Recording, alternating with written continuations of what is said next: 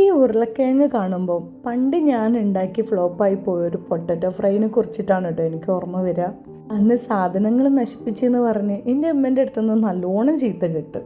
എന്നാലും potato fry ഉണ്ടാക്കൽ ഞാൻ നിർത്തിയില്ല കേട്ടോ.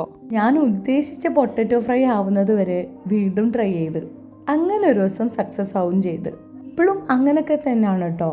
ഫ്ലോപ്പായി കഴിഞ്ഞാലും അത് എന്ന് സക്സസ് ആവണോ അതുവരെ ഞാൻ ട്രൈ ചെയ്തുകൊണ്ടേയിരിക്കും. അങ്ങനെ ഒരു ദിവസം ട്രൈ ചെയ്ത് ഫസ്റ്റ് അറ്റംപ്റ്റ് തന്നെ സക്സസ് ആയൊരു പൊട്ടറ്റോ ഫ്രൈന്നോ അല്ലെങ്കിൽ പൊട്ടറ്റോ ഉലർത്തുന്നൊക്കെ പറയാൻ പറ്റുന്ന ഒരു ഡിഷാണ് കേട്ടോ ഇത്. എങ്ങനെ ഉണ്ടാക്കാന്നല്ലേ വിധി കാണിച്ചു തരാം. അതിനാദ്യം തന്നെ പൊട്ടറ്റോസ് തൊലിയൊക്കെ കളഞ്ഞ് ക്യൂബ്സ് ആയിട്ട് കട്ട് ചെയ്ത് കഴുകി വെള്ളം വാർത്തി വെക്കുക.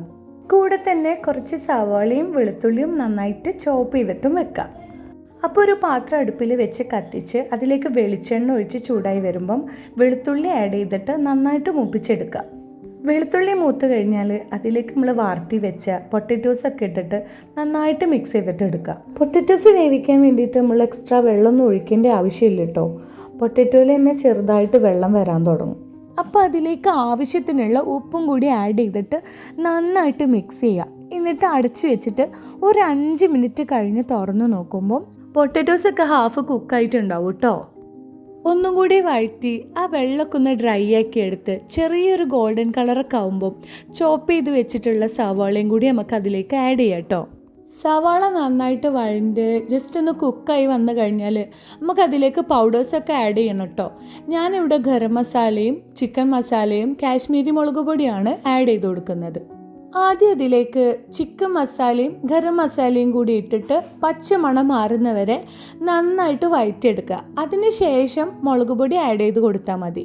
പൊടികളൊക്കെ ആഡ് ചെയ്യുന്ന സമയത്ത് ലോ ഫ്ലെയിം ആക്കി വെക്കണം കേട്ടോ. പിന്നെ കാശ്മീരി മുളക് പൊടി കയ്യിലില്ലെങ്കിൽ സാധാരണ മുളക് പൊടി ഇട്ട് കൊടുത്താൽ മതി കേട്ടോ. ഞാനിവിടെ ചിക്കൻ മസാലയിൽ എരിവുള്ള കാരണം കൊണ്ടാണ് കാശ്മീരി മുളക് പൊടി ആഡ് ചെയ്തത്. കുട്ടികൾക്കൊന്നും എരിവ് കൂടുതൽ ഇഷ്ടമല്ല, അതുകൊണ്ടാണ്. അപ്പോൾ എരിവ് കൂടുതൽ ഇഷ്ടമുള്ളവർ നല്ലോണം മുളക് പൊടിയൊക്കെ ആഡ് ചെയ്തിട്ട് മിക്സ് ചെയ്തിട്ട് എടുത്തോളി. അപ്പോൾ പൗഡേഴ്സൊക്കെ ആഡ് ചെയ്ത് നന്നായിട്ട് മിക്സ് ചെയ്ത് അതിൻ്റെ പച്ചമണക്ക് മാറി മൂത്ത് തുടങ്ങുമ്പോൾ അതിലേക്ക് കുറച്ച് കറിവേപ്പിലയും കൂടി ഇട്ടിട്ട് നന്നായിട്ട് മൂപ്പിച്ചെടുക്കാം കേട്ടോ. അപ്പോൾ ഞാൻ എപ്പോഴും പറയുന്ന പോലെ ഇഷ്ടപ്പെട്ട ലൈക്ക് ചെയ്യാൻ മറക്കരുത് കേട്ടോ. അഭിപ്രായങ്ങൾ കമൻ്റായിട്ട് പറയാനും. പിന്നെ സബ്സ്ക്രൈബ് ചെയ്യാതെ കാണുന്നവർ സബ്സ്ക്രൈബ് കൂടി ചെയ്യണേ. അപ്പോൾ നമ്മൾ അടിപൊളി പൊട്ടറ്റോ ഫ്രൈ ഇവിടെ റെഡി ആയിട്ടുണ്ട് കേട്ടോ. ഇതിന് പൊട്ടറ്റോ ഫ്രൈ എന്ന് പറയാൻ പറ്റുമെന്ന് അറിയില്ല, ഒരു ഉലർത്ത്. കുട്ടികൾക്കൊക്കെ ടിഫിൻ ബോക്സിൽ കൊടുക്കാൻ പറ്റിയൊരു അടിപൊളി ഡിഷാണ് കേട്ടോ അത്. അപ്പോൾ അതെല്ലാവരും ഒന്ന് ട്രൈ ചെയ്ത് നോക്കി നോക്കി, എല്ലാവർക്കും ഇഷ്ടപ്പെടും. അപ്പോൾ ഇഷ്ടപ്പെട്ടാൽ ലൈക്ക് ചെയ്യാനും കൂട്ടുകാർക്കൊക്കെ ഷെയർ ചെയ്ത് കൊടുക്കാനൊന്നും മറക്കരുത്. അപ്പോൾ അടുത്തൊരു വീഡിയോ ആയിട്ട് കാണാം.